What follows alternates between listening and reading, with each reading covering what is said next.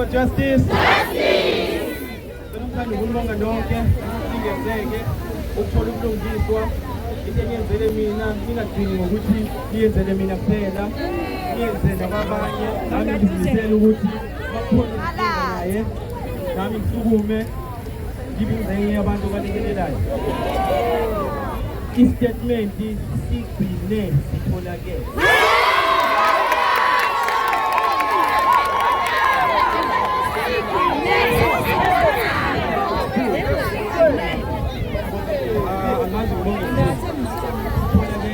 Ikhona indlela eyaphambili njengamanje ne-prepaid kuthiwa izotholakala. Bese ngizolonga i-update xhumane nawo futhi laba engisebenzisana nabo ama-leaders uma ukuthi ayiphumi